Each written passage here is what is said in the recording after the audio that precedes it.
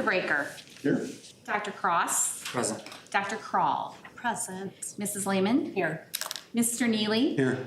Mr. Roth. Present. And Mr. Rudd. Here. Thank you. With that, please join me in the Pledge of Allegiance. Pledge allegiance to the flag of the United States of America and to the republic for which it stands, one nation, under God, indivisible, with liberty and justice for all. We're going to do a little switch on the agenda this evening. We're going to start off with a recognition of our second place IES golfer. So with that, and then we'll go to public comment after that. So Mr. Bowler might have homework tonight or something, so we need to Okay, well, good evening, everyone, and it's our pleasure to do some introductions tonight. I'll have Mr. Scott Hammond come forward to do some of those introductions. Our continued success at the junior high and various sports continues even this fall, and looking forward to a fun recognition tonight. Thank you.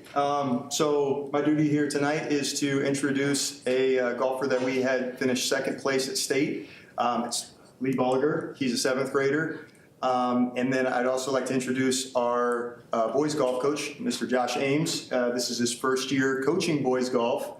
And I'd like to just say that he did an excellent job this year. He's super supportive. I think that this year being the second year of having an official golf team, they were able to kind of build off of what we did last year. And Mr. Ames and Coach Bolliger, they kind of expanded what we were able to do as far as practices. We went out to golf courses a lot more.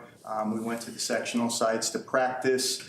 And so they were able to create a lot of extra opportunities for the kids to get those skills and prepare them for the sectional. And we added a golf meet this year and expanding that as well. So a lot of good things out of the golf program as a whole. And a lot of that's due to the coaching staff. So I'm very thankful for them.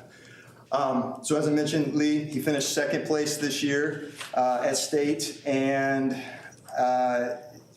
finishing at the top of the state competition for a seventh grader is really, really good. It's typically eighth graders. Sometimes there's some other ages sprinkled in, but Lee played extremely well. And normally I'm introducing teams up here, but since it's just Lee, I kind of am switching it up based on a recommendation or just an idea from Valerie.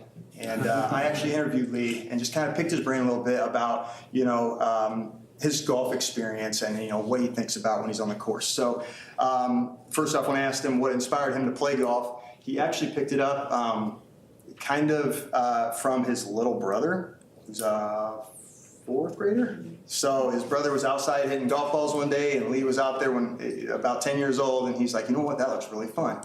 And so Lee picked it up from there, and he has been hitting golf balls ever since. So practicing since he's 10 and already just a phenomenal golfer. Some of his favorite golfers to watch. He just watched the Ryder Cup this weekend, but some of his favorites, Scotty Scheffler, Rory McIlroy, Jordan Spieth, all really, really good guys, really good role models, and of course, excellent golfers. I asked him, what's your thought process? You're out on this big stage, you're out on the sectional course at state. What are you thinking about when you're on the course? And he responded was he sets every shot separately, and he sets an expectation.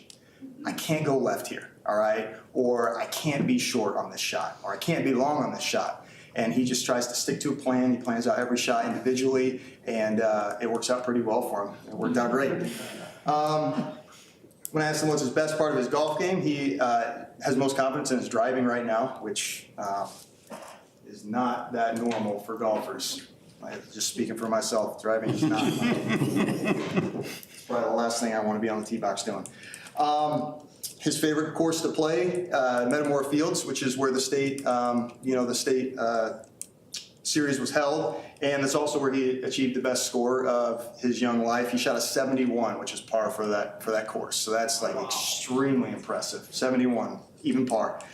And he's been practicing every day since then. And his next big step or his next big goal for golf is to win his sectional next year. He got second place.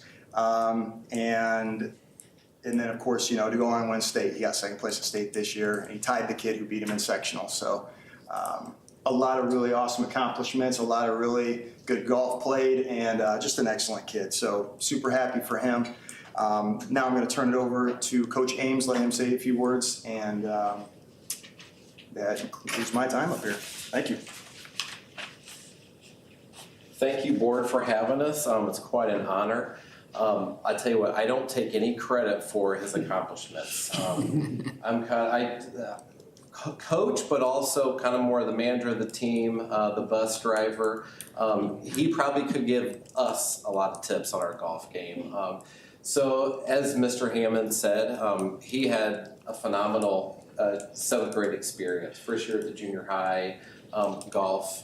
He mentioned some of the scores at sectional. I'll give you a couple more numbers that I thought were interesting. So I counted up all the sectionals in the state for 7th and 8th grade boys that include 6th grade, I think 6th grade golfers as well. There were 492 golfers that competed, I think all in the same day.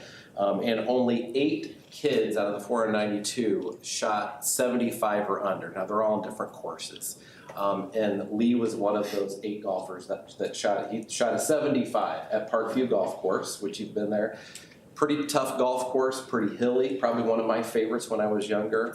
So it was fun to see him really take his time, analyze his shots. It's pretty incredible every time.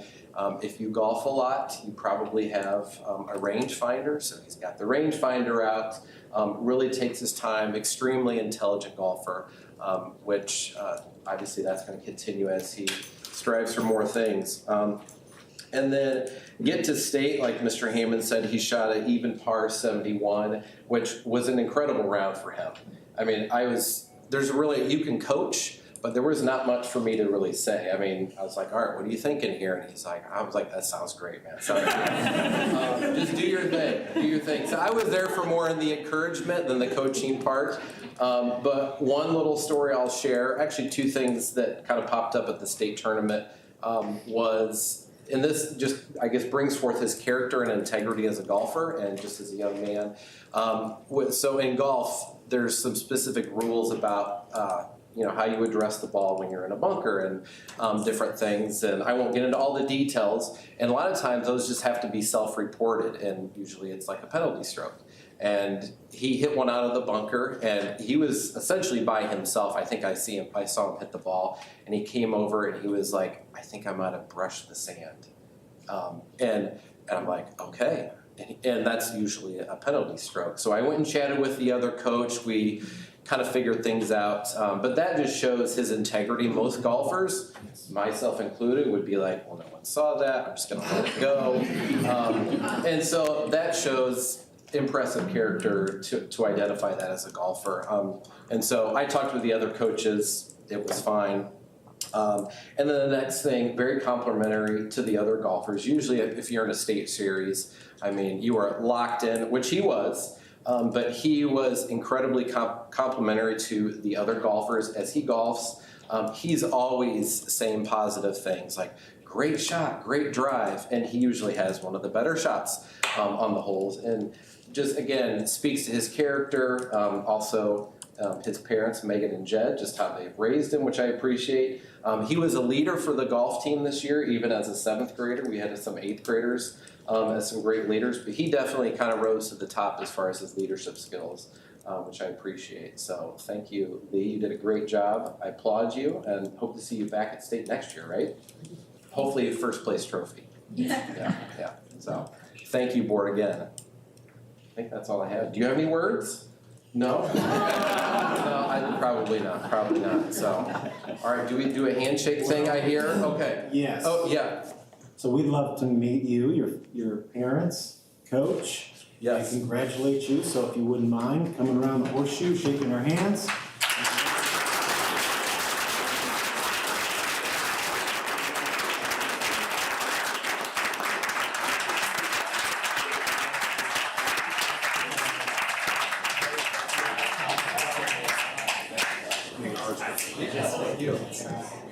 Played in the Reds or Whites? Played in Whites, it was 57. Yeah.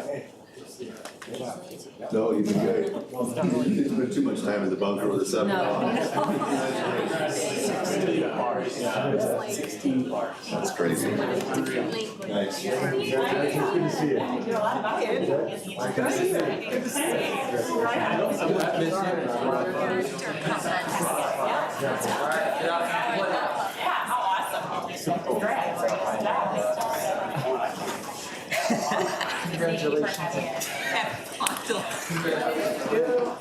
And then this first time around.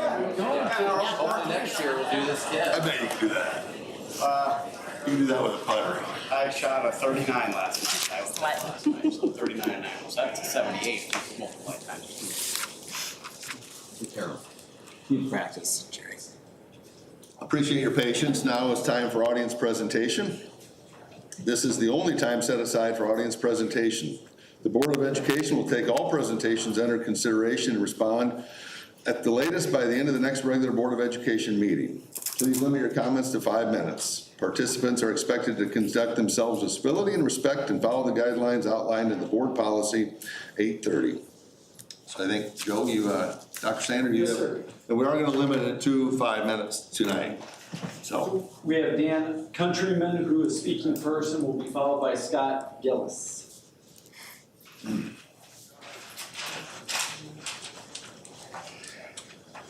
My name's Dan Countryman. My kids go to Grundy and Morton Junior High. One thing I can definitely see is that many people in this room have been hurt. I'd be surprised if everyone in this room hasn't been hurt. I'd also be surprised if everyone in this room hasn't hurt someone else.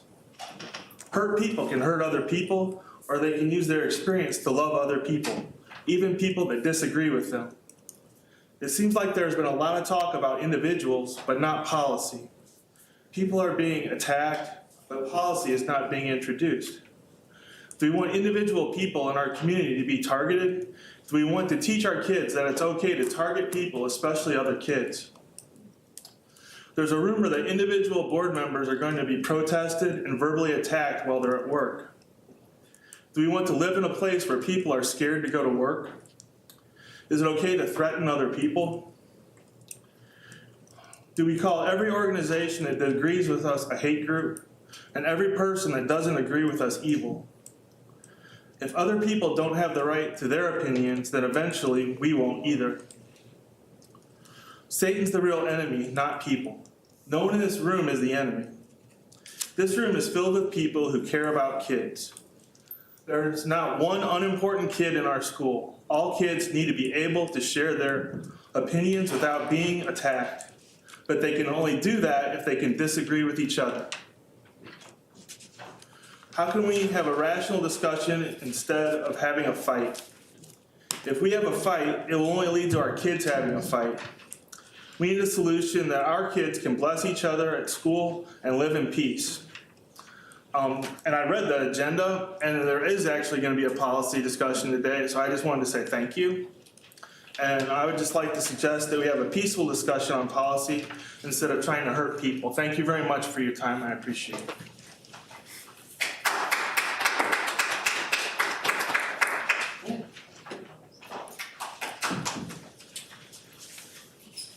Okay, we have Scott, and Scott will be followed by Heather McMeekin. Hello, I'm Scott Gillis, Morton High School class of 1995. I've lived in Morton all my life. I have a son who graduated last year from the high school and a daughter currently in the high school. After observing the school board meetings over the past month, I felt compelled to come up here and provide my thoughts and maybe even a little advice. To the Board of Education, first and foremost, I want to say thank you. Thank you for all that you do in this position. To the members of the community, I want to remind you that these people are volunteers. They have their own personal lives and the freedom to choose their friends and do the things that they enjoy. They are members of our community elected by the community to serve in this position. They receive no payment for the service as a board member. They get very little credit for the work they do through complex and sometimes stressful issues that come with a large organization. Board, thank you again for serving this community and persevering through difficult times to the best of your abilities. The Morton School District is a very large organization. According to the district website, last year with 7 schools, there were over 3,000 students and more than 200 teachers and staff. Recognizing that no one is perfect, no single group of 7 people should be held accountable for each and every action of every one of the people at the schools. They are not responsible for every person's email, and they are not responsible for every word said on the playground or in the lunchroom. We as a community should respect that the board shares a common mission to be a provider and an advocate for the education of all children. They do so within their abilities, as I believe that they should. Services are being offered to all members of the district to support their needs. Multiple communication lines are available for the community members, students, and staff.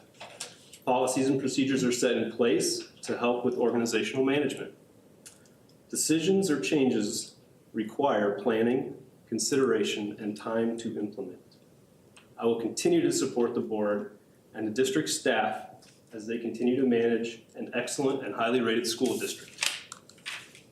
Finally, as I mentioned earlier, the Board of Education is made up of members of our community who are elected by the community. If you disagree with one or more of the members on the board, I have some advice. You should engage in constructive dialogue on a personal level to help influence change. You shouldn't make threats or cause a scene to get your way, and you shouldn't make unreasonable demands. You need to follow the standard rules and processes in place. If you believe that a board member should be replaced, then consider this. The board members have term limits. New elections are held every 2 years. Create your own campaign to be elected to the board. Let the community decide who should serve through the election process. You could also choose a different city and school district or make a different school choice. Thank you again for the opportunity to speak tonight, and thank you for your service to the school district. My wife and I will continue to pray for everyone involved. I think that's what they told Dr. Martin Luther King too. Heather McMeekin is next, followed by Kathy McNeil.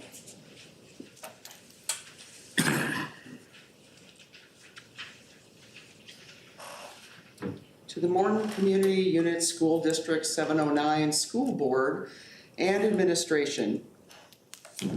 The Peoria, Illinois National Org for Women, NOW, wish to let the public record reflect our strongest condemnation for the manner in which the September 5th, 2023 school board meeting was conducted, and we denounce the behavior of some of the audience and speakers. The language used by several people at the microphone included anti-LGBTQ hate speech, slanderous comments against women and children, and abusive language so foul so as to possibly also have violated the state's intimidation and obscenity statutes. Several local residents have already stated the behavior was so intimidating as to cause them to be fearful of exercising their First Amendment rights of freedom of speech. The mocking and harassment of the speakers wasn't just abusive and traumatizing, the comments were antisocial and anti-democratic.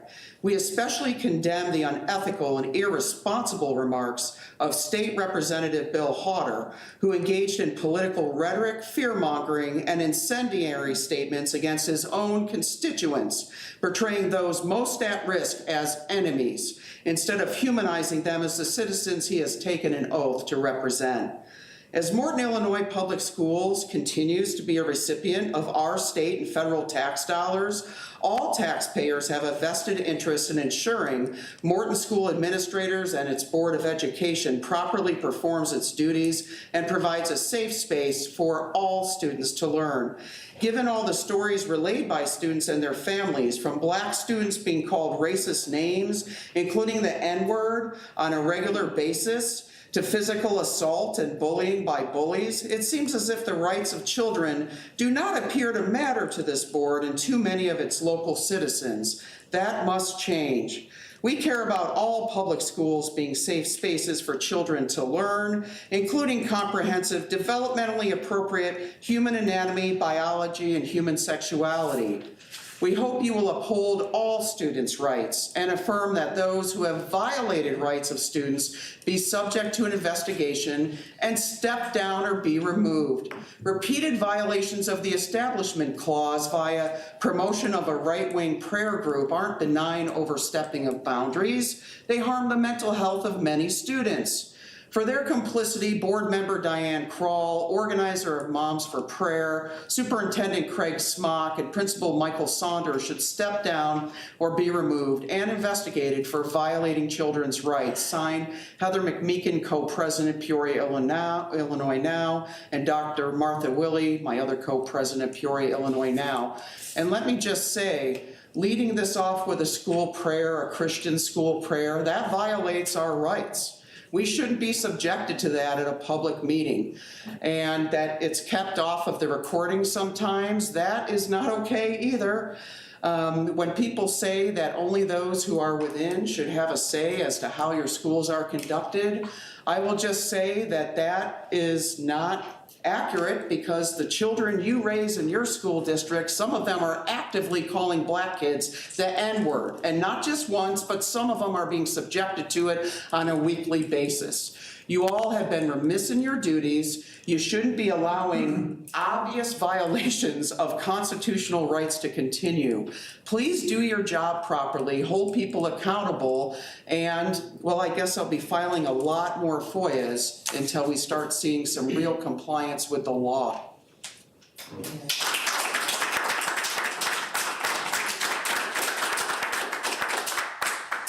All right, Kathy is up next, and Gretchen Hohulen.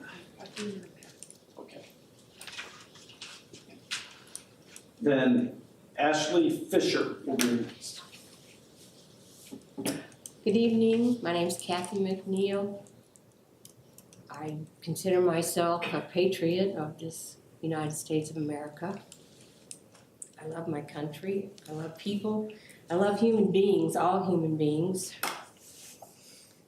I mean, isn't that what we're supposed to do, love one another? But I'm here to back the parents who are concerned about the use of religion can be used as an excuse for, or a reason or defense of behavior by the authorities in this school district, by the people who are supporting the authorities of this school district who are using religion in places that it's not supposed to be, because there are religious people in this country, but they're not all the same religion, right?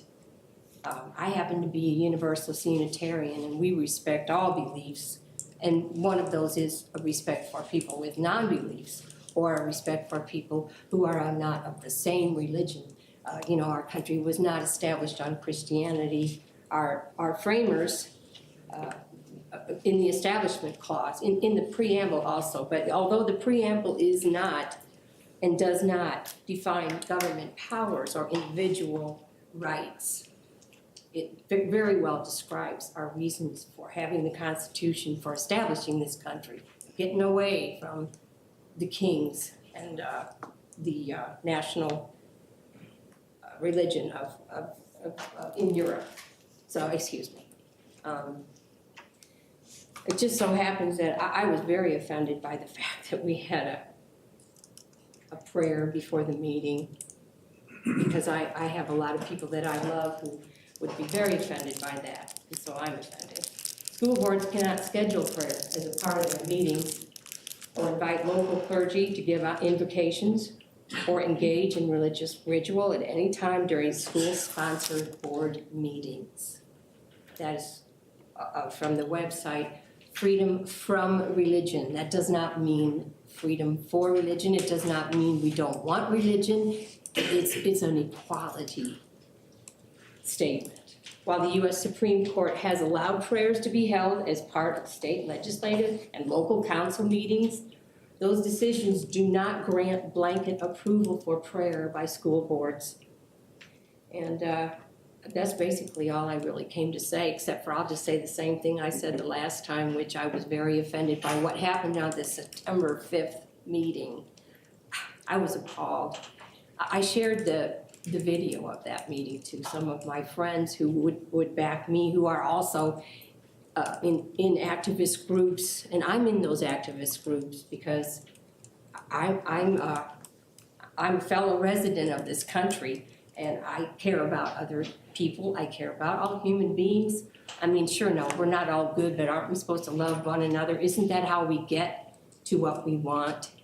Not with hate, but with love. I know you hear a lot about this hate going around. Well, yeah, but it's not right. And you know it's not right. And we're not here to hate. And that's just me. That's all I got to say right now.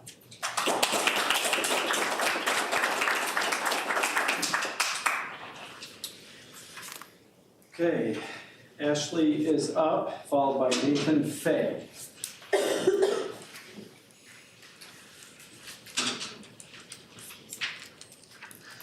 Hello all, so once again, Dr. Ashley Fisher. I am a pediatrician locally and a resident of Morton for the past 10 years. I do have a speech, but first I want to address something that was said about how no one deserves to be unsafe or feel unsafe or be harassed. Why do you think we're here? Why do you think all of us are here? There are children, and I want to remind you, they are children. They are 8, they are 10, they are 14. They are children, and they have to go into school every day where it is unsafe and where they feel unsafe and where they are being harassed. That is why we're here. We agree. None of these kids should have to feel unsafe or have to be harassed. So please, stand up for them. So, I did spend a lot of time last time talking about a lot of things that I know we're going to disagree on. So this time, I wanted to take a little bit of time to talk about the things that we agree on. And I know that's a little surprising to think that we may agree on some things, but I promise you we do. So I recognize there's a lot of people in this community who are not going to agree with me when it comes to minority group civil rights. But we do agree on 2 things, I'm pretty sure, and that's reputation and money. So the reputation of this town. So I know I cannot be the only one that looked at that when I was buying a house in Morton. It has a reputation for excellent school districts, for a safe, close-knit community, and being a fantastic place to raise a family. I am willing to bet you care as much as I do. However, Morton has now been in the statewide news 4 times over the last couple of years for incidents of bigotry and harassment towards marginalized groups. I know many of you saw the comments under the Principal Saunders and articles that were saying, really? Morton again? So if we continue down this path of discrimination, I promise you, it is not going to be long before we are on the national stage and Morton's reputation of racism and bigotry is going to be cemented in the national psyche. Already, families are moving away from Morton or choosing not to move here because of that reputation. That's not the future I want for our town, and I'm assuming it's not the future you want either. So let's talk about the next thing I'm pretty sure we agree on, which is money. I'm fairly certain almost every citizen of Morton knew about the low property taxes when they moved here, as the city officials have continued to work hard to maintain these low taxes. Since my speech at the last board meeting, I've had a huge outpouring of support, which I'm very grateful for. But with that outpouring of support came new harrowing stories of harassment in the Morton School District. Students that have had to leave to be homeschooled. Students that transferred, or families that transferred their kids to private schools, and some who actually moved away from Morton to escape that harassment. These cases are well documented, and many of them have physical evidence to prove it. So how does that relate to taxes? A lawsuit. There are now enough families with enough evidence to very easily win a civil rights lawsuit against the Morton School District should they decide to collaborate and mobilize. Yet despite that liability, members of this board, including Superintendent Smock, have continued to provide even more publicly available evidence of civil rights violations over the last couple of weeks. While you may not morally agree with protecting the rights of Black and LGBTQ students, it's still the law, so you're still bound to follow it. And when you don't, you're opening up the entire district to liability. A successful lawsuit would cost the district millions that is going to come out of the taxpayers' pockets. I don't want to pay for that lawsuit. I assume none of you do either. So I'm hopeful we can then agree to take steps to prevent that by ensuring these civil rights violations don't continue. This train is only going to keep moving forward, so you guys can either figure out a way to get on board or you're just going to get left behind. There's too much at stake now for people to forget or to back down. So we're going to continue to show up at these meetings and we're going to continue to shine a light on the actions and decisions of this school district. But anyone who knows me knows I'm not one to just come here and complain and not come prepared with solutions. So I did a little bit of your job for you and I went ahead and wrote an amendment for the policies. The one I'm going to be presenting today is an amendment to policy 2230, public participation at school board meetings and petitions to the board. Harassment of any kind by speakers or audience members will not be tolerated. Harassment for these purposes shall refer to any unwelcome verbal or physical conduct which offends, denigrates, or belittles any individual because of their actual or perceived race, religion, color, national origin, gender, sexual orientation, or disability. Such conduct includes, but is not limited to, unsolicited derogatory remarks, jokes, demeaning comments or behaviors, slurs, heckling, mimicking, name-calling, profanity, and innuendo gestures, threatening, bullying, or any ad hominem attacks. First lifetime violation of this policy will result in a verbal warning by the school board president. Second will result in immediate removal of the perpetrator from the school board meeting, as well as suspension from in-person appearances at all future board meetings. Suspended individuals will still be allowed to submit their comments via writing to be read aloud at the school board meetings. I've made copies of this proposed amendment for the board members, and I'm hopeful this will ensure that anyone on any subject can participate in advocacy without fear of harassment and safely. Thank you for your time.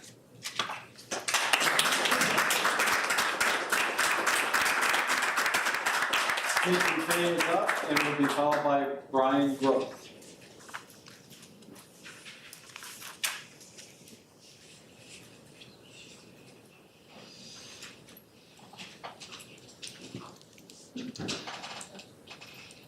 Good evening. I'm here tonight to encourage the board. My daughters go to Gurney School. They're in 2nd grade. They're wonderful twin daughters. And they love their principal, they love their teachers, and they love all their friends. It doesn't matter who they are, what they believe, they love them all. I'm here tonight also because I want you to know that Morton stands behind you and thanks you guys for what you guys do. If you're casually listening to the woke activists' arguments, you might believe it's all about disenfranchised students, but if you pay close attention, listen to their new redefined words, you'll realize it's about much, much more. Conservative Christianity is now extremism. Disagreement is considered hate. Acceptance and enabling to the point of destruction is considered love.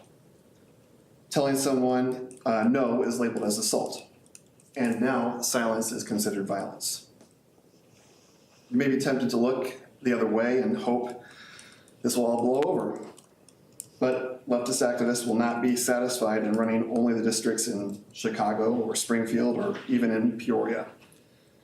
They will not be satisfied until every small town district marches in lockstep with their agenda. Right now, we have made it clear that Morton will not just roll over and cave. And because of that, we are about to experience the brunt of their attacks. If you are at home listening to this meeting, I encourage you to not just sit idly by and hope that hope for the best. This is our children's futures we are talking about. The saying is, the only thing necessary for evil to triumph is that good men sit idly by. I encourage you to let these board members know that you stand behind them. The superintendent, the principal, and Principal Saunders, they all need your support and love. Also, come and attend these meetings in person. They have plenty of people here tonight. We need people on our side to stand up to them. Lastly, this leftist movement peddles in victimhood. Make sure you are not giving them ammunition. We tell our children that we love everybody no matter what they believe, what they stand for. And we tell them if you're going to speak the truth, we speak the truth in love.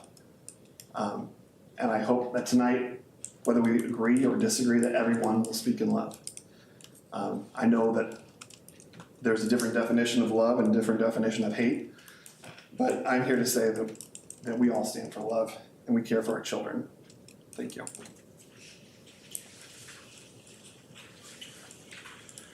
Okay, we have Brian Groth, and will be followed by Tammy Woodmansey. Just to My name is Brian Groth. I'm a parent in the district and a resident of the community for 20 years. Conservative Christians are fine. They just don't play a part in public schools. We can't allow that. We can't allow any religion in public schools. That's what the Establishment Clause is all about. It's blatantly violated within this school district, as we saw at the beginning of the meeting. Anyway, it's been quite a month. Representative Howder addressed the board a month ago and said, you know, they're coming for you, and demonized a number of his constituents. If by they he means us, because we demand the school district take swift action against a teacher who will say vile things about students of the LGBTQ community rather than wait for nearly a full school year. If by they he means us, because we demand that the school not promote and partner with an anti-LGBTQ prayer circle with a leader who's also a board member. If by they he means us, because we demand the school district provide schools free of bigotry, hatred, and discrimination that's clearly pervasive in this community. If by they he means us, because we demand the school remove a principal that's closely allied with the superintendent because of blatant misuse of school resources, subscribing to hate organizations, and violating the civil rights of students. If all that's what Representative Howder means by they are coming, then yes, I guess we are coming. We are asking, we're demanding that you take action. My question is why is this a bad thing? These are good things. These are things that make the school stronger, safer, make the community kinder, more prosperous. These are not bad things. These aren't things to be fear-mongering over.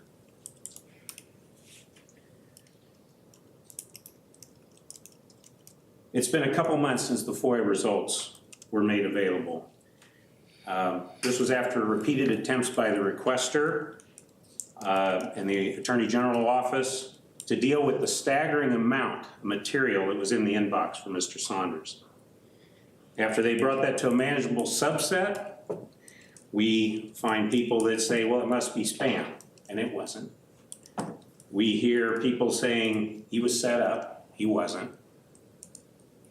We hear people say, well, they're not really hate organizations, they are.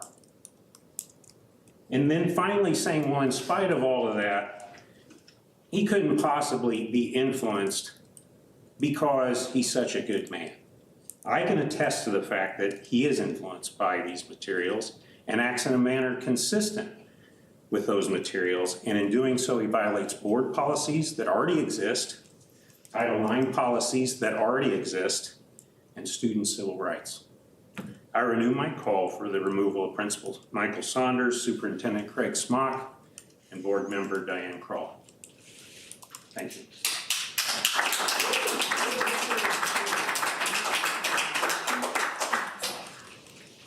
Okay, Tammy.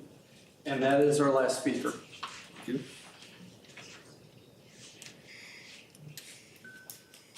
Well, again, I wasn't gonna speak, but then members of our community stood and said something about woke activism. I have a son that went to Morton schools, that served in the US Army. He's an active police officer.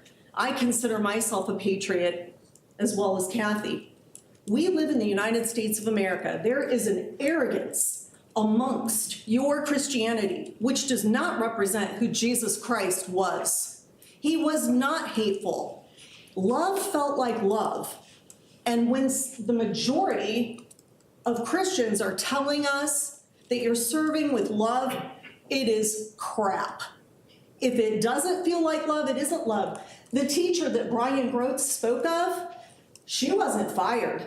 She was left to abuse students from the fall to the end of the year where she did not return. Abusers don't stop abusing. This is the same teacher that said to one of my children about the other that their sibling was gay because they were unwanted in the womb. That is disgusting and it is ignorant beyond words. How educated people can be so ignorant. This is about the Constitution. You can think what you want to think, you are going to get sued. And I've said it, and I think they've got what they need.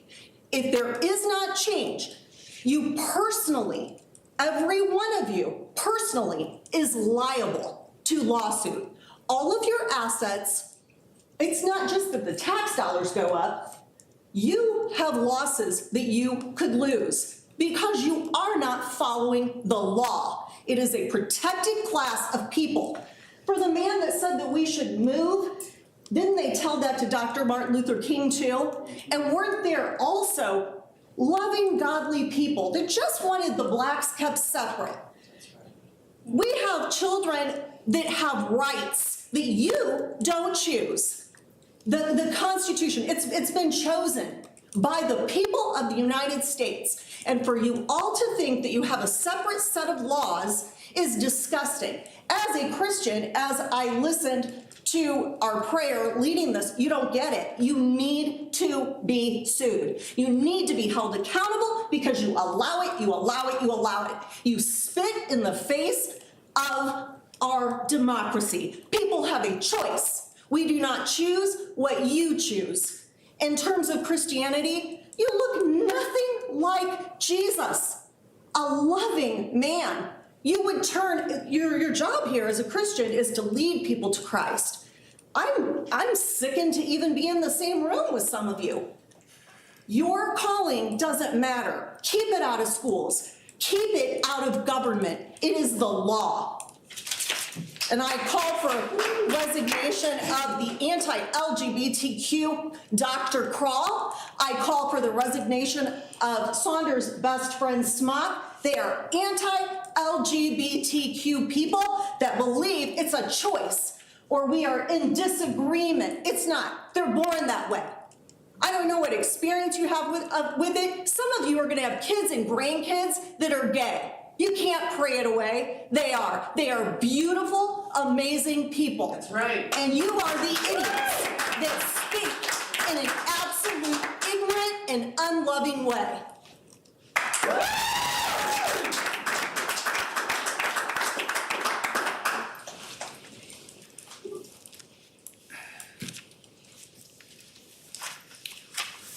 Thank you for that, for the presentations. With that, we will move on to continue with our administrative reports. All right, first up we have our auditor's report for the year. So I would welcome Ryan Mattis to the podium.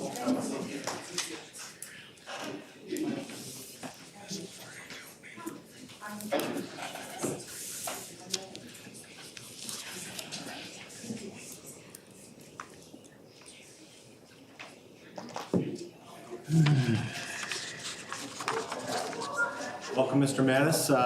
Mr. Mattis is a CPA and director at Clifton Larson Allen, and he was the principal director conducting our audit this year. So I'm going to turn things over to Mr. Mattis. Okay. Thank you very much, everyone. Like previously mentioned, my name is Brian Mattis. I'm the director with Clifton Larson Allen. I'm here to present the results of the district's fiscal year 2023 audit. On the screen here, you can see the 4 different deliverables that we issued as a part of our audit. There were the audited financial statements, separate deliverable with government audit standards report and single audit report, governance communication, and then the consolidated year-end financial report. I'll be going into a little bit more detail on those top 3 a little later in the presentation. This slide just touches on our audit process when we're doing our audit field work. It's mostly risk-based approach approach, which that just means the amount of time we spend understanding and testing certain areas of the financial statement. It's just based on how risky of an area we deem it to be when we're going through our risk assessment procedures. As you can imagine, we spend more time on the more risky areas and we spend less time on the less risky areas.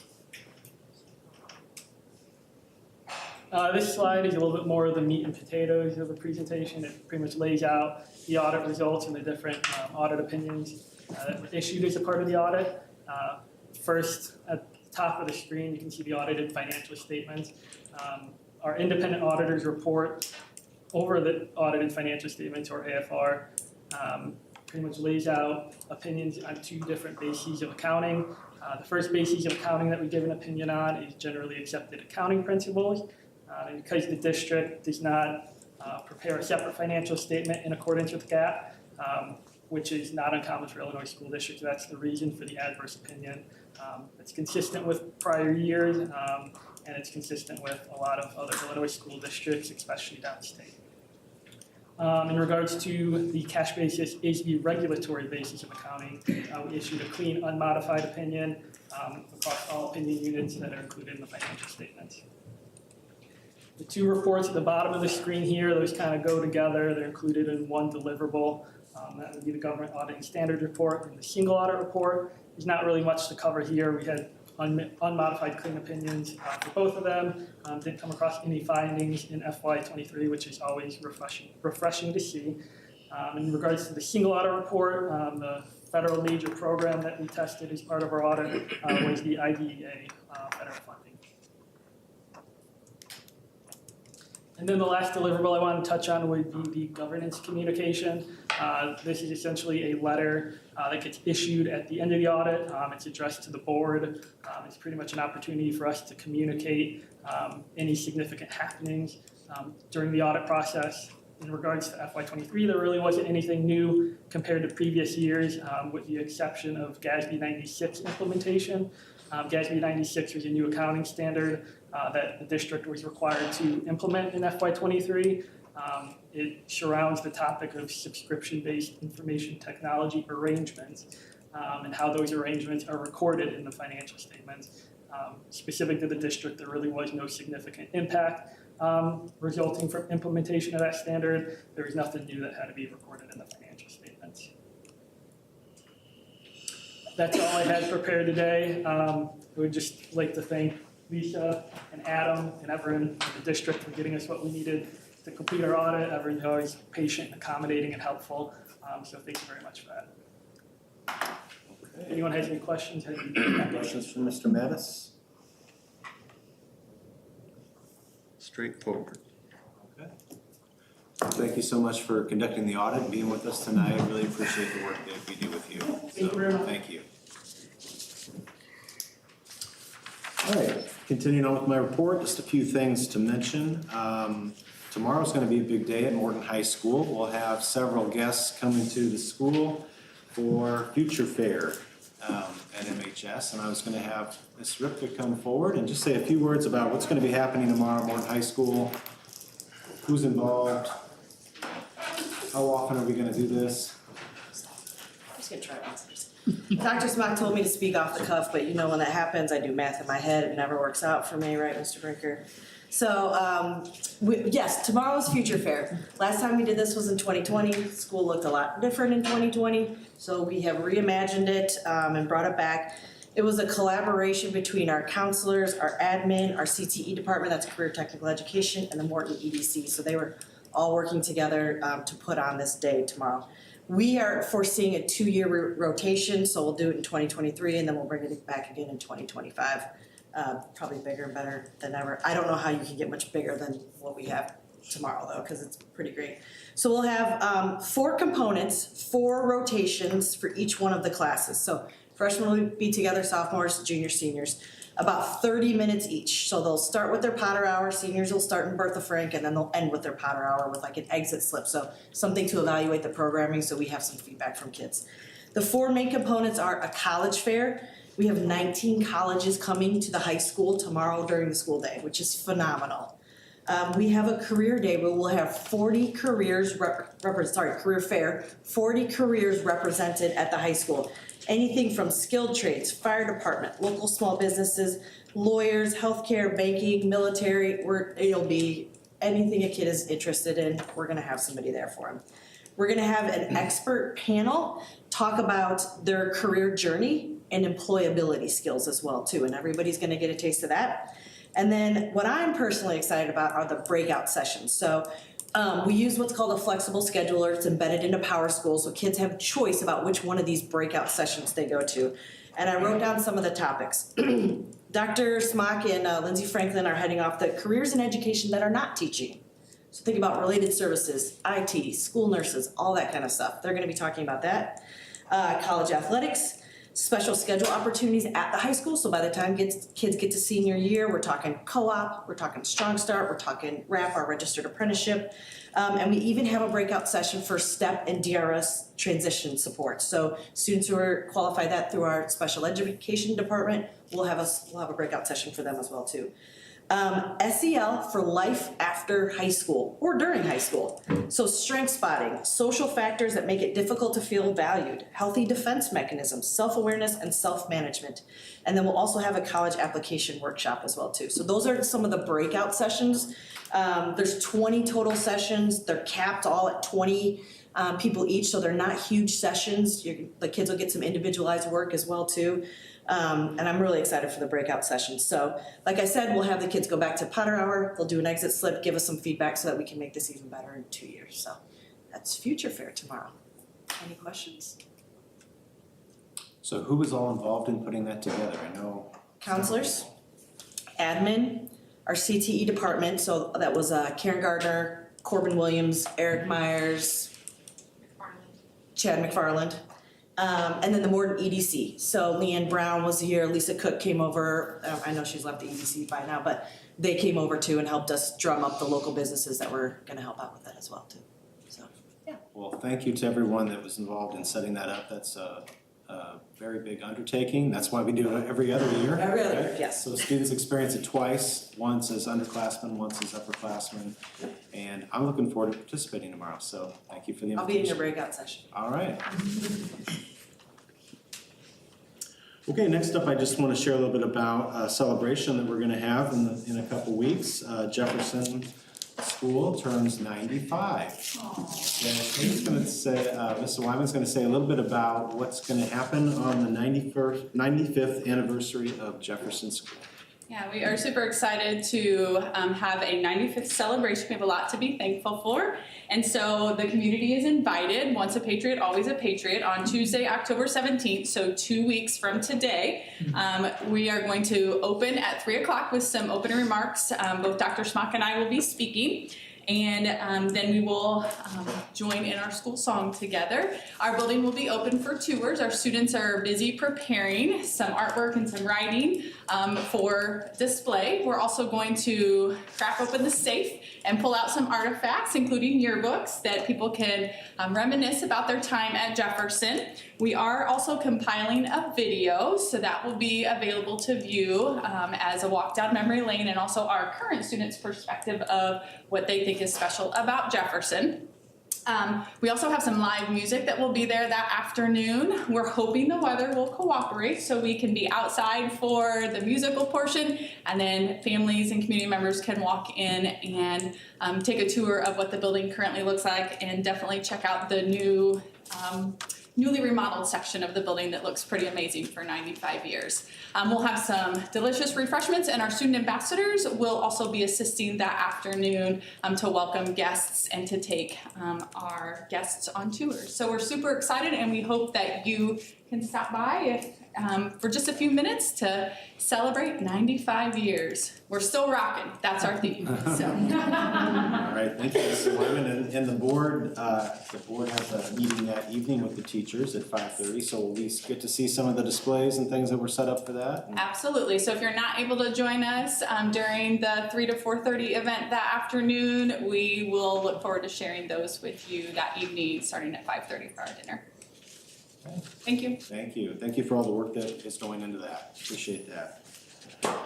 Okay, the rest of my report deals mostly with the committees. We'll need to set a finance committee meeting within the next 2 weeks before our next board meeting so that we can discuss the levy. So it'll be Dr. Cross and Mr. Breaker. So we'll get that on the calendar pretty soon so that we can have that meeting, go through that presentation with you before we deliver that information to the Board of Education. Facilities Committee will want to meet probably before the month is out regarding our summer projects. We spend $2 million approximately each summer on capital projects, major projects oftentimes, and we always like to solidify those with our Facilities Committee before we start moving forward. Sometimes those require bids, and we want to make sure we do that in advance enough that we can have plenty of time for those designs, plenty of time to go out for bids and get competitive bids. So that's going to be something that we'll do here pretty soon. One thing I would say is we did get some information and in our presentation, facilities presentation that we did a couple weeks ago that we're going to kind of revisit today. We discussed the capital projects and not changing the budget on those, at least in the near term, but playing that by ear. But I would say I just got information, maybe I think it was yesterday, that the Morton Junior High School STEM lab project might need to be delayed by a year so we can do the asbestos abatement in the coming summer prior to the renovation. So you always want to abate asbestos before you renovate, and with the schedule that the asbestos abaters are on, it looks like it would be late July, or late in the summer, maybe even July before they would get to that. That would not allow us enough time to do that renovation before school started. So that might be something that we're going to tweak a little bit with our schedule on the STEM lab project. So it's things like that that we'll discuss in the Facilities Committee and then bring that to the whole board. Policy Committee, I don't think we have the next press updates yet, but we're just anxiously awaiting that process. We'll let you know when they come. And then Extracurricular Mission Committee, is any updates on that? So Mr. Jones and Mr. Hammond and I met this morning, and so we started the process of taking both of the handbooks and putting them together in a consistent template. And so that is the next step. Once we get that work done, we'll reassemble the committee. We'll look at the products that have been put together. And then continue our conversations and work on what needs to be done and linked in those handbooks. To give you an idea of some of the things that we're looking at pulling out of these books, actually we're modifying these. So the high school handbook has a whole page, 2 pages of contacts, the coaches by sport. That takes a lot of work to maintain that. And so what we're going to do is, the plan is to link those in the handbook. Like in the handbook, here are all the contact links for the high school coaches and the ways to get in touch with them. One of the handbooks referenced about 2 or 3 pages of athletic code information that is contained within our student handbook. And so in that section, instead of having to copy and paste that into the athletic handbook, it just makes sense to link it so that when the handbook is updated, it updates automatically in there. And so we're doing a lot of housekeeping with that. Some of the other things of substance that was brought up at the committee, once we get everyone back together, then we'll look at some of those things, standardizing evaluations, expectations, for coaches preseason, in-season, postseason, and communication with parents and students. And those are the things that we need to make sure are in the handbooks. And so we've got some work ahead of us. We've started the process on that. And then we hope to have that work done here shortly and then put the whole committee back together. Okay. Appreciate your leadership. Thank you. Any questions about committees? Okay.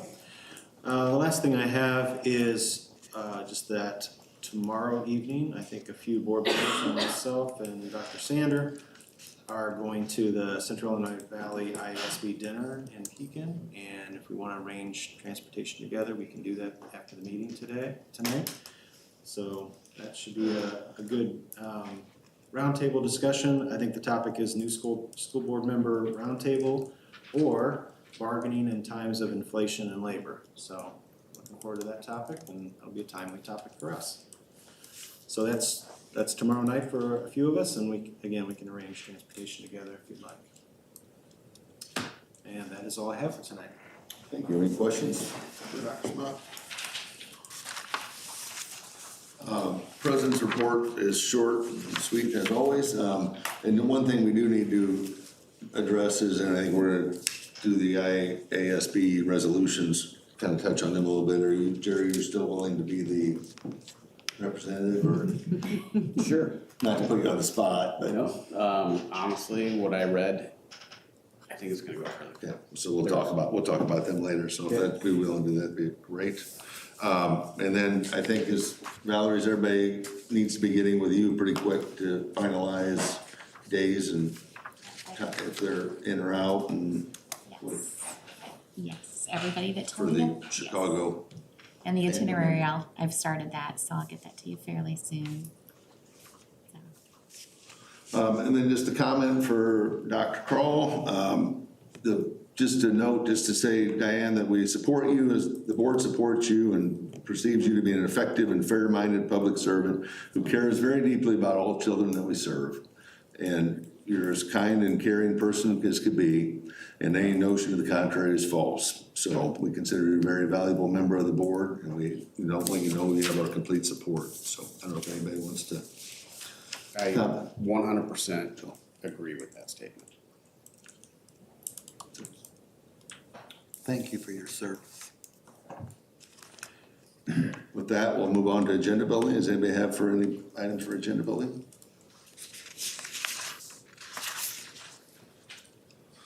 With that, we'll move on to discussion items. So under discussion items, we have three kind of categories of policies that in the board statement, there was indication that we should review. And those are personal, employee use of email for personal use, bullying and harassment, and non-school use of buildings and then dissemination of materials. So we threw a lot of different policies at you, and I don't expect that right now you're prepared to fully discuss them. But what I thought we'd do is a preliminary discussion of, are these all the policies that you'd like to consider? And give you time to digest them, look through them, and maybe you already have some comments about what you'd like to see or a direction that you'd like to go regarding some of these. So I don't see this as the end of the discussion, just the beginning of the discussion, because there are a lot of policies associated with these topics. I would say that my assessment is, bullying and harassment policies, there are a lot of anti-discrimination and bullying harassment policies, and they're required by law, and they have to have certain components in them, and we meet those components. And I would suggest that, and I think I've even said it, or we said it in a board statement, that one of our concerns is that we're monitoring our hallways, that our staff is involved in monitoring for harassment, bullying, that not just in our classrooms, but hallways, lunchrooms, and that we're sensitive to it, that we're monitoring it, that we're not walking by it. And also making sure that students know that there's a process and parents know that there's a process for reporting these incidences. So to me, again, I want to give everybody a chance to assess for themselves, but to me, it's more about the communication and the awareness of these policies and the processes than the policies themselves. Certainly, if we find something in policy that isn't correct or something that we want to change, we would do that. But to me, that's the part that I think we can improve on, is how we communicate these and follow up and enforce them and encourage people to come forward. Sometimes we hear of situations that we don't know about, and sometimes we do know about them. And we just want to make sure we can know about every single situation that's out there, and we can do the very best we can to put an end to it. So could be the communication part of that one that we really need to hammer home. That isn't really necessarily in a policy. Employee personal use of email, I would just say this, and again, I'll give board members a chance to chime in, but I know we've stated, the board has stated in a statement to the employees that they highly recommend employees use district email for district use and use a different email for private use. So that's been a recommendation. That's not what our policy says, that's not what our handbook says, and that's not what we've communicated, that employees can use some, have some personal use in their district email. But I think that's a place that the board could decide to change policy. The third one, the non-use or non-school use of buildings and distributing information that's not school related or school sponsored. Those policies you'll probably want to dig into and read carefully about what our process is, the forms that people complete to get approval for those kinds of distributions. And really some of those policies are on us to decide. They're unlike the bullying and harassment policies. We get to make some decisions about how we distribute, what we advertise, with a very neutral perspective. In other words, once you've decided to distribute certain kind of things, you distribute other things that aren't, as long as they're not profane or things like that. You really, once you open the door to one thing, you've opened the door to all things. And that goes for a lot of different things, distribution, use of buildings. And so I would highly recommend that you pay close attention to our current policies and procedures on those things, and then have a really good specific discussion on that at our next meeting. But I'm gonna stop talking now, because that's a lot of me talking, and let you chime in on your ideas, thoughts, and where we should go with this. I kind of pushed to have this on the agenda just to give us an opportunity if anybody would like to discuss any of it. I think we had a statement that was read and written that addressed all three of the items. And so I don't know if anybody has it. And I think just going down through the list quick, the employee personal use email, just from a functional standpoint, that the email no longer belongs to you once you're no longer with the district, and it's all subject to review by people. It should encourage people to say, it's worth to have my own email and keep them separate, just from a safety standpoint, I think. And then the bullying and harassment, I know everyone on the board believes that no one should be bullied or harassed for any reason whatsoever, and that if it's happening in our schools, it needs to stop immediately. And I think some of that needs just to be to make sure that the enforcement and the oversight is happening according to the policies. And just the third one, the non-use of building, this non-school use of buildings and dissemination of materials, I think the admin team that approves or okays just needs to be mindful that they do need to be neutral, and it's not their preference, but it needs to be neutral. If it's good for one, it's good for the other. So I think a lot of this probably is, I don't know if the policies they seem to be, they're all compliant with the law and just need to be probably enforced a little better and monitored a little better, is probably be my comments, so. Go ahead. Dr. Craig, do you have any sense of magnitude of a problem relative to bullying that's taking place, or kids being called names? Like we heard tonight. Have you heard of these? This always happens. This has happened for years when you have teenagers, when you have 1,500 kids from age 12 to 18, controlling what they say, either within earshot of adults or outside of earshot, and then the back and forth, trying to figure out who said what, and it's been, I would say it's no worse than it's ever been, but it's never been good. And I don't think Morton is special in that regard. So that's a constant fight, is trying to get kids to treat each other respectfully, if they want to have a debate. That's one of our initiatives, is how can we teach kids to have debates and disagree and treat each other respectfully, listen attentively, to really understand the opposite view well, maybe so well that you understand the differences between your views, And then at the end of it, walk away and really care about one another, treat each other with kindness and respect. This was an initiative, well, 2 years ago. This was one of the initiatives that I presented to the Board of Education, and one that we're taking and running with it. We're seeing our teachers do this in the classroom. We had a report at the Brown School Board meeting last year of 6th grade teachers doing a whole thing on this exact topic. So how do we monitor this? How do we help kids through these disagreements and discussions and not bring in, hateful speech, dislike for one another and that whole thing. And this is something that, it's not just the child world that is dealing with this issue, it's the adult world.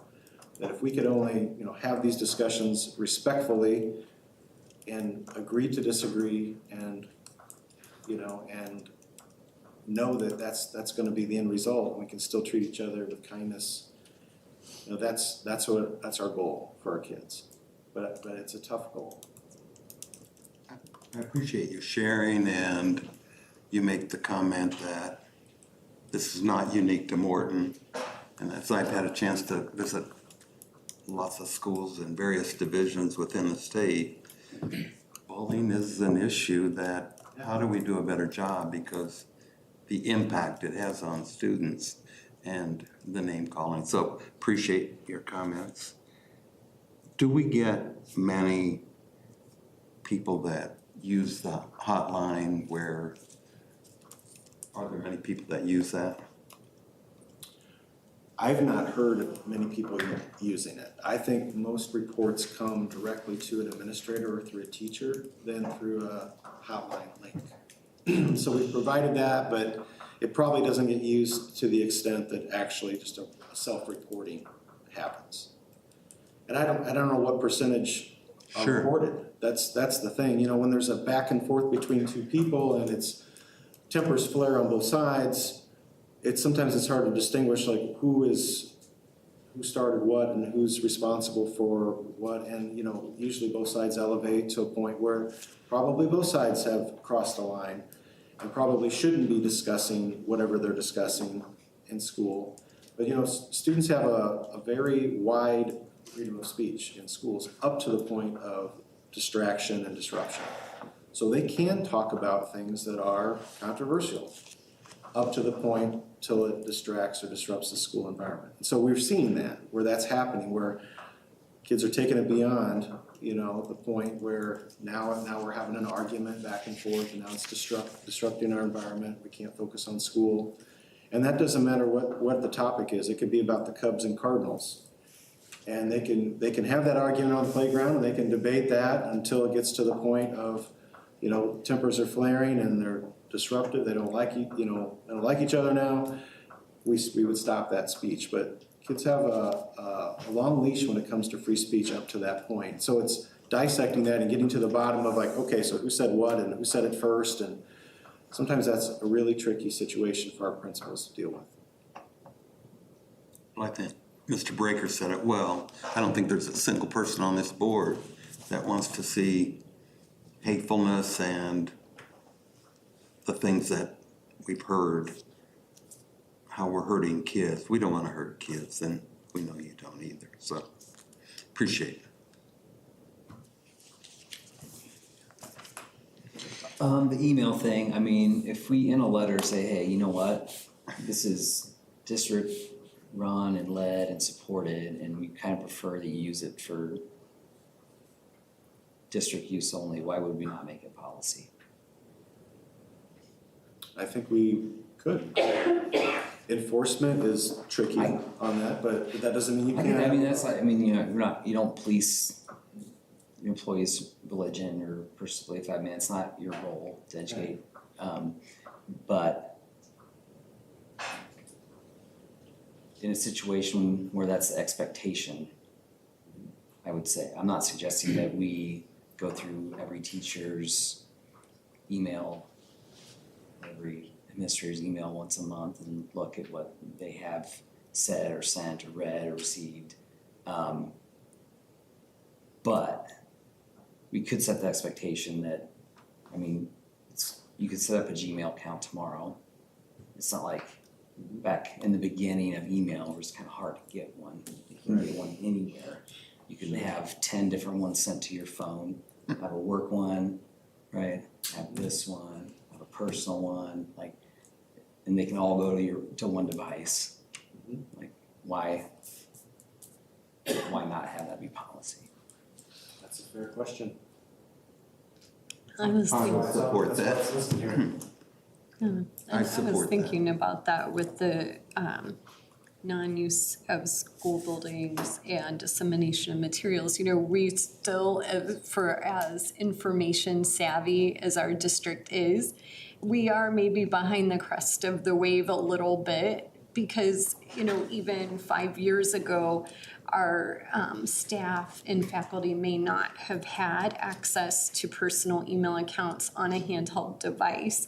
And so the policy of, yeah, if you need to shoot your husband an email, you know, we wanted to help families operate, but things have changed, and I agree with my colleagues because it really may no longer be an access point for our district. Perhaps that would be a good expectation to set. So I'm not against entertaining that.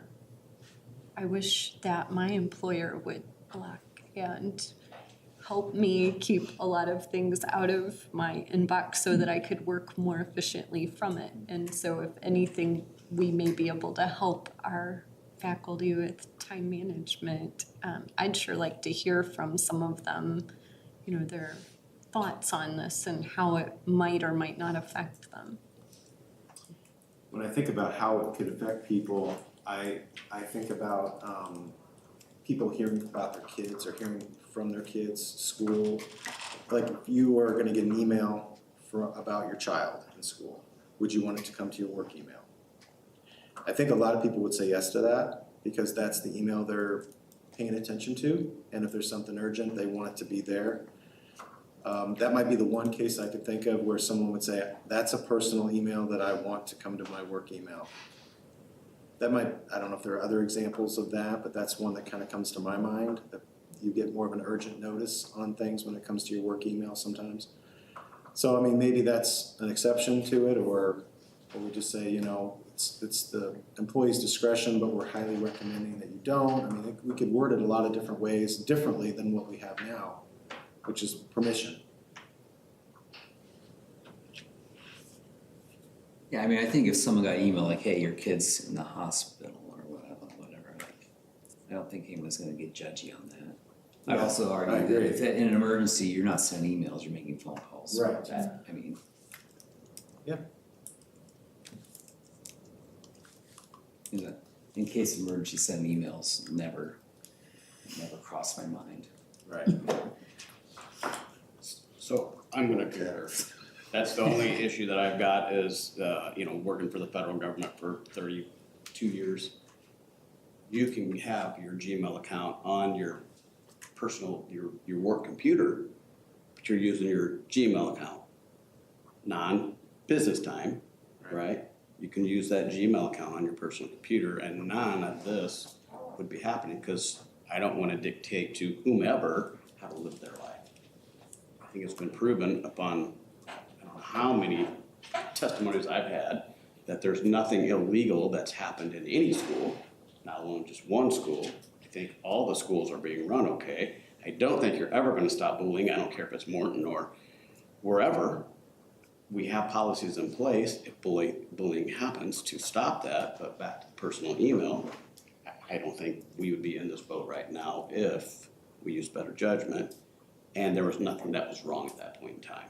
So I think that would be smart to use personal email for personal use, public email for public use. And I think we can update the policy to state that. The rest of it, when I read through, again, I haven't gone through all of it. There's policies in place already. I think that's one statement that can be changed to help benefit the entire 709. Okay. Maybe you could take it to your administrative council and make sure we're not overlooking something, but I'm in total agreement. Yeah, if it's an update, we wanna make that. We don't wanna make exceptions, rules that then require oversight and the things you were discussing as far as just how to monitor these accounts.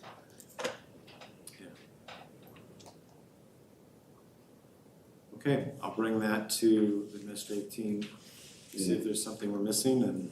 One more thing that you could add to the administrative team, which has nothing to do with personal email, but there's already filters in place. If there's quote unquote hate groups that people are signed up for, they can have filters that go to these, whatever they're calling a hate group. I mean, I'm not seeing that, but there's a difference between opinion and reality. We will want to give some direction on what to do when you're subscribed to something that you didn't subscribe to, which I know happens to us sometimes. So, you know, unsubscribing to something, our emails are public, so people can plug us into all kinds of different newsletters and things. So we'd have to be diligent about undoing that, unsubscribing when we see that. And I don't see how you're ever gonna fix that right now. I'm getting killed all the time with stuff that I'm not subscribed to, but yet, and I can even unsubscribe, and I still get the emails from them. So I don't know how you're gonna stop some of this. Yeah. But I think in one of the policies, it's transmitting emails, not receiving emails. If you're receiving them unintentionally, then there's not much you're gonna do to stop that, except for maybe filter it.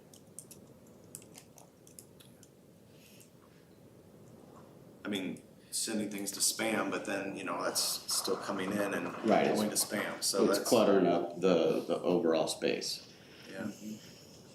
So it's just technology. Yay. Okay, what I'll do is I'll go to the leadership team just to make sure there's anything, any aspect of this that we haven't thought of, and start thinking of how we can word some policies that will get us to where you're saying you'd like us to be, which is employees using district email for district use only, and having their own private email for private use, and not recommending or allowing maybe even their personal use of our district email. Okay, we'll work on that.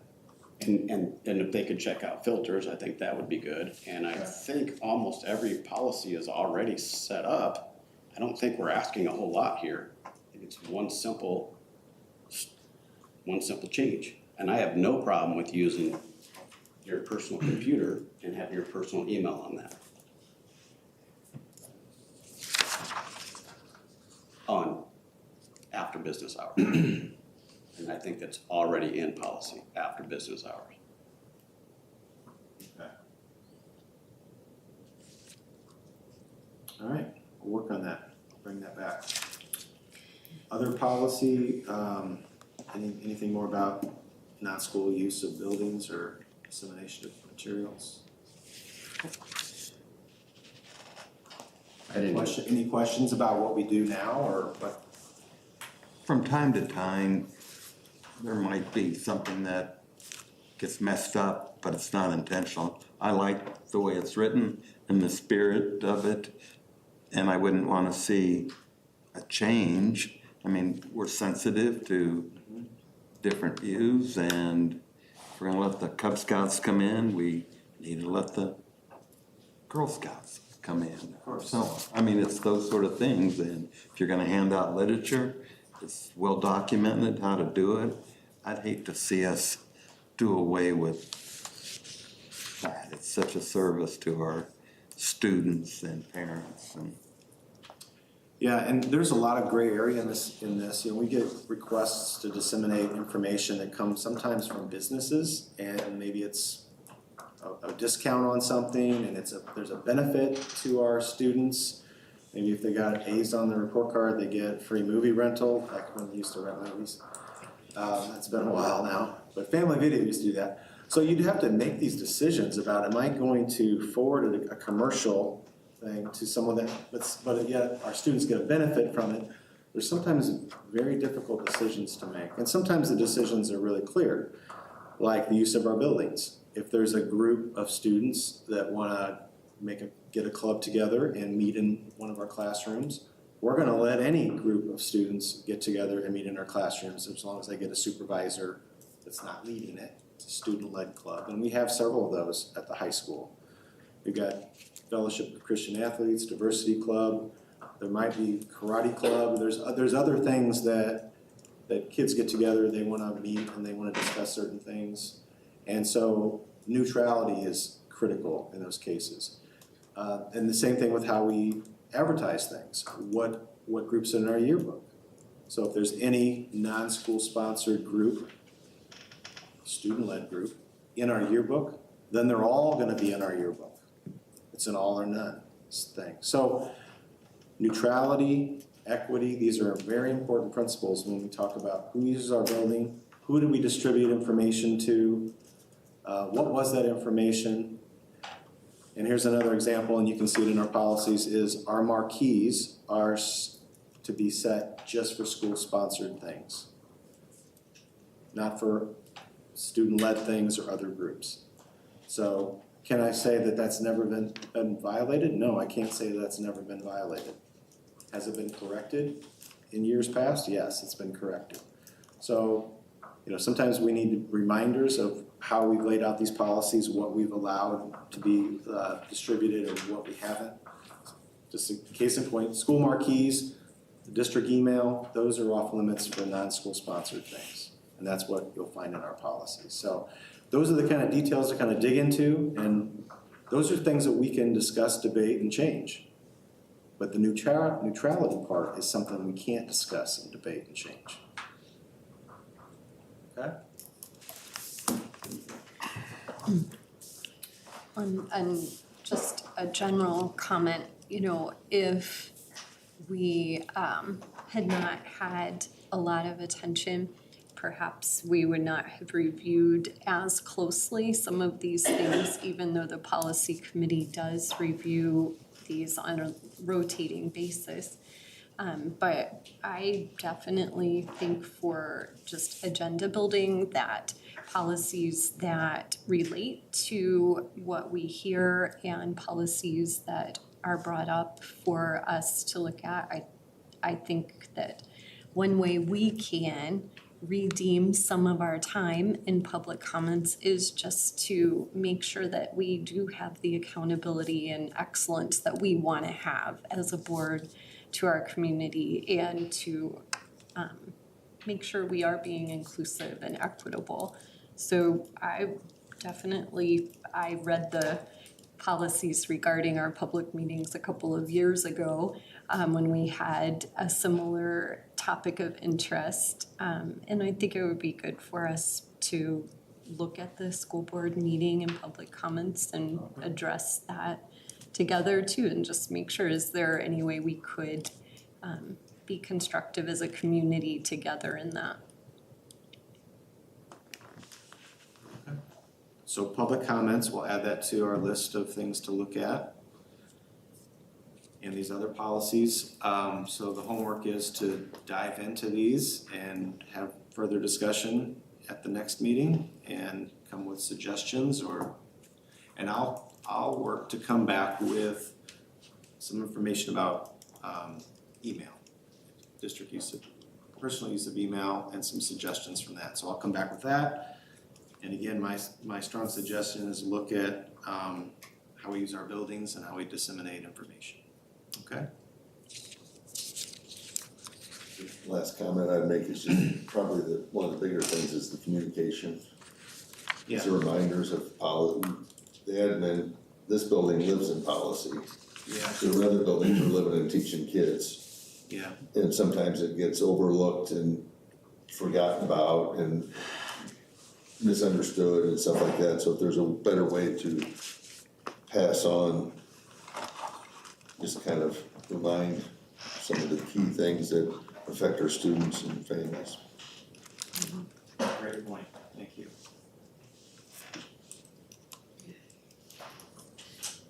Okay.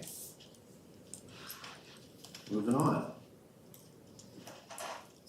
2 weeks ago, Ms. Kowalski and I presented a plan, a multi-year plan for facilities and financing improvements to our facilities.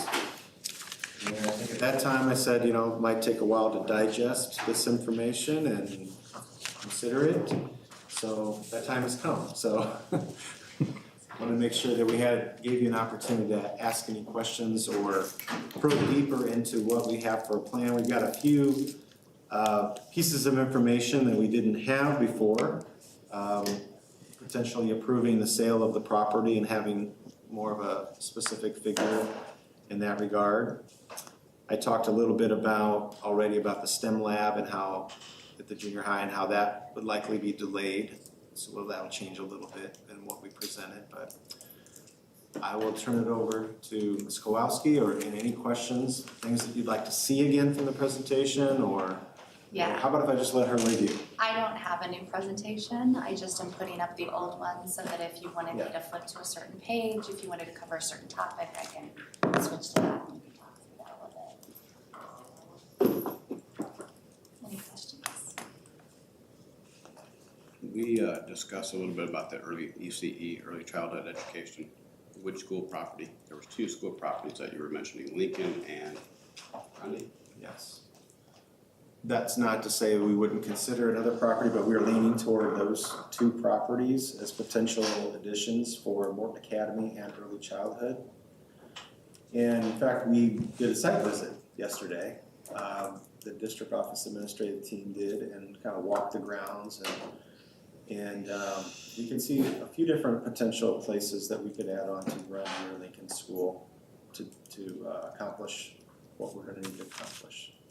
So we haven't actually put that down on paper yet with measurements and setbacks and square footage and things like that, but that would be something that we would start to consider and get an architect involved and go down and look at different options and of course present those options to the board. But we're starting to kind of narrow the field down of where we could actually do additions, and those 2 schools look like the primary locations for an addition. And they both make sense, especially Lincoln being centrally located. Yeah. Well, Lincoln is our biggest school. It's got over 500 students, and you have to think about whether you would add student population to that location, and that's the other part of it.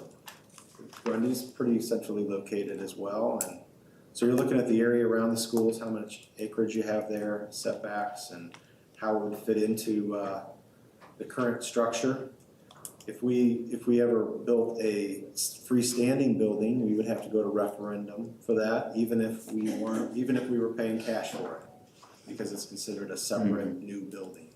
So you get taxpayers' approval for a separate new building. Additions you can do.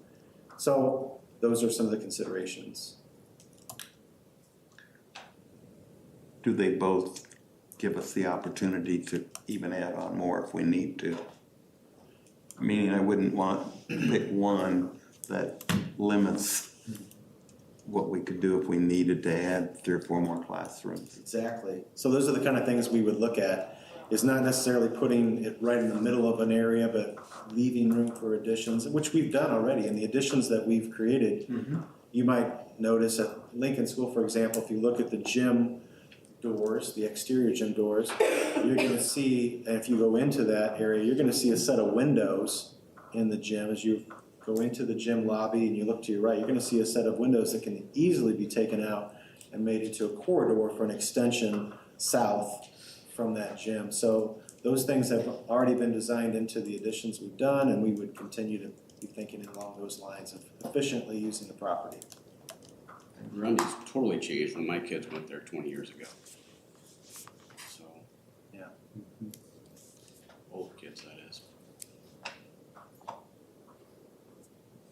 This will be an action item next meeting, correct? So the sale of bonds.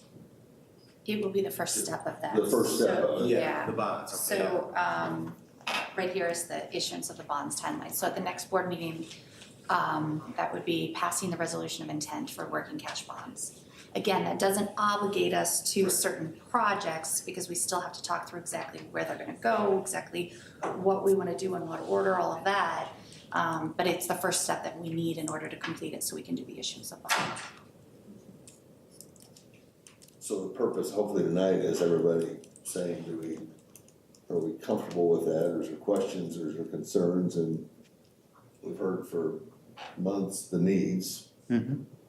And so this is the superintendent's recommendation to fix the needs, and so I think we have. I appreciate laying it over and giving some time to digest it, so, but I'm there.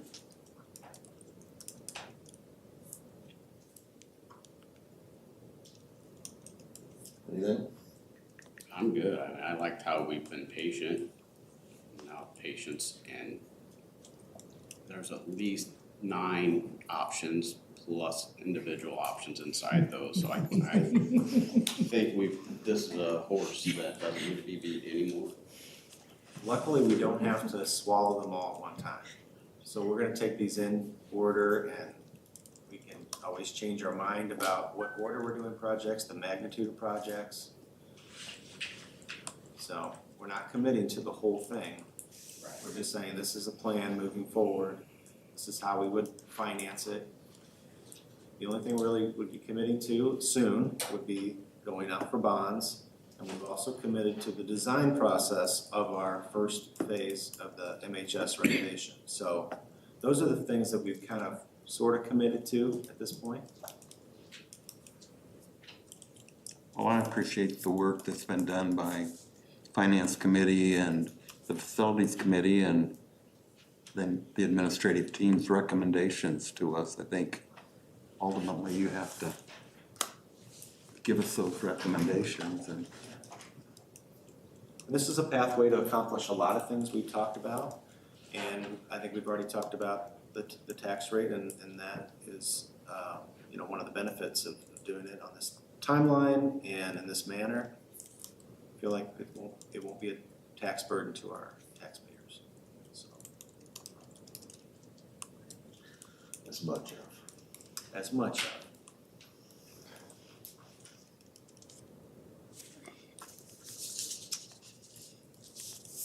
With that, no further comments, we'll move on to the next item.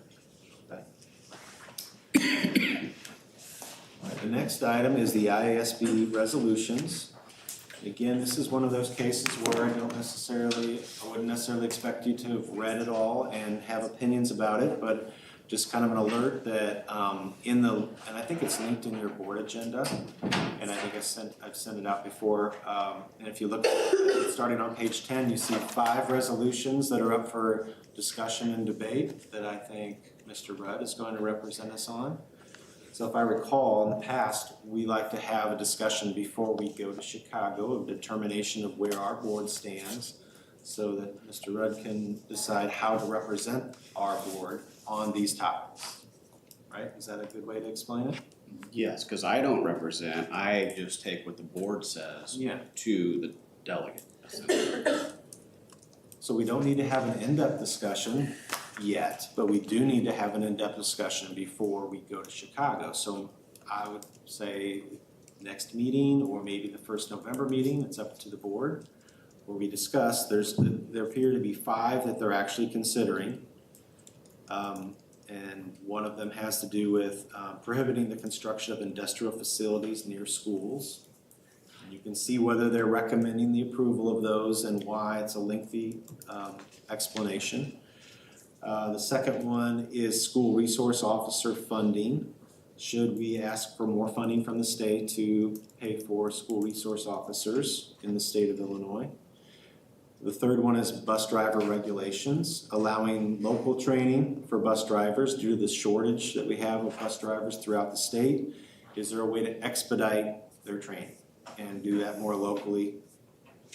And again, you can read the detail on that.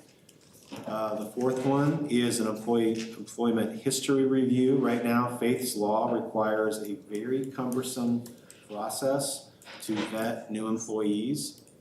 and reaching out to all the previous employers of those people and getting reports back about whether there were harassment allegations and so this submission is about expediting that through the Illinois Department of Children and Family Services and other methods, other databases that already exist, and whether that's an adequate way to do that vetting for face law. So again, that they may not be recommending that one, but that's what it says.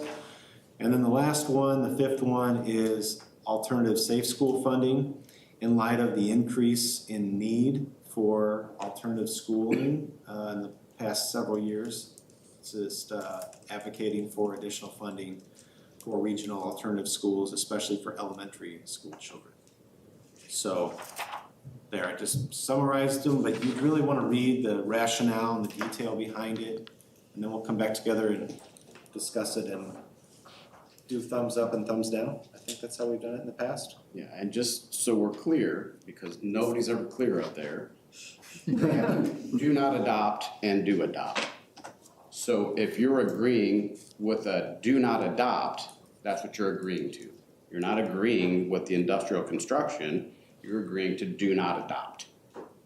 That's exactly what is stated in the recommendation from the state. So if we agree, we're going to agree to either the do not adopt or the do adopt. Thanks for that. I forgot about that. Sometimes there's like double negatives built into some of these things. Horrible. Yeah, it can be confusing. Yeah. So that's a great point. So we're gonna leave with clarity out there. I would say we've always done the board meeting right before that.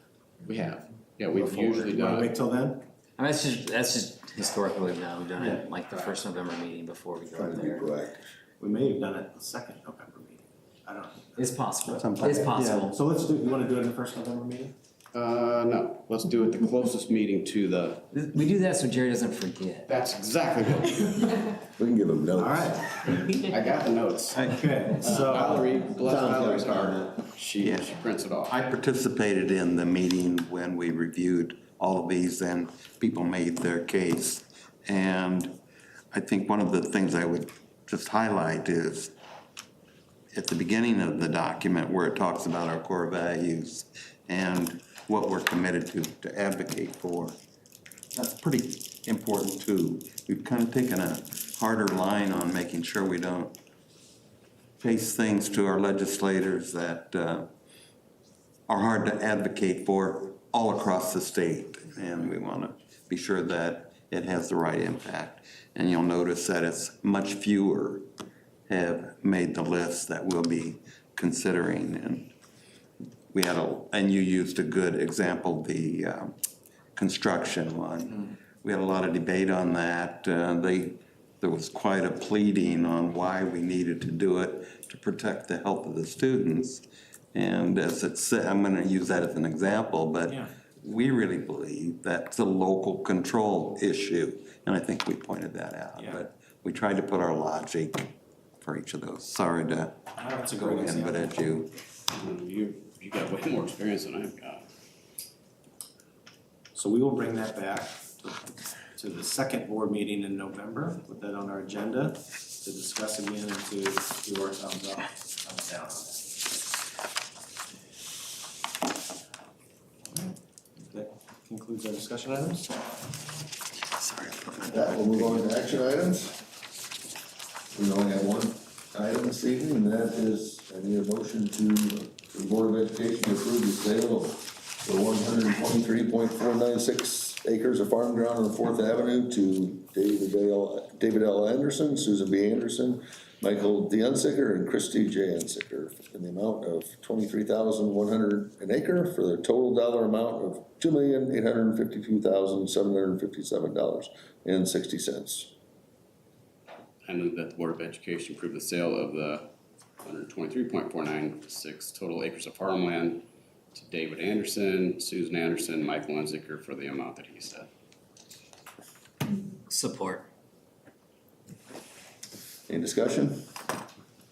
I would like to make some comments.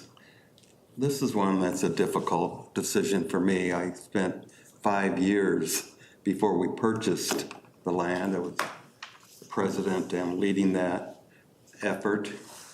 We worked hard with the village, we worked hard with the park district, and tried to think of the future. We looked at all the possibilities, as I said, from going all the way to the Washington Blacktop and then going south. And there are just not a lot of opportunities. So I was tugged by this, but I also think about our students and our needs and our facility needs, and looking at where our schools are today in the center of our community and all of the advantages of making these facilities as good as we possibly can to give our students the best opportunities for learning, and keeping our students first, as well as our taxpayers, as you point out, Tim, is important, and which, after I looked at the information that Lisa provided and looked at the fact that the longer we put this off, the more it's going to inflate in our cost to do it and the cost of money, it pulled me into it makes the right thing to do for our district. So I appreciate everybody's indulgence, but I was so close to it and I still felt I needed to let you know how I was tugging on this. But I really want to do what's best for our students in spite of what might happen 50 years from now or even 25 years from now. We don't even know what schools are going to look like at that time. So let's make it like we did at the junior high, get the most opportunities to our students as we possibly can. So thank you for your indulgence. Any other discussion? Yeah, please call the roll. Mr. Rudd? Yes. Dr. Cross? Yes. Dr. Crawl? Yes. Mrs. Lehman? Yes. Mr. Neely? Yes. Mr. Roth? Yes. And Mr. Breaker? Yes. Motion passes.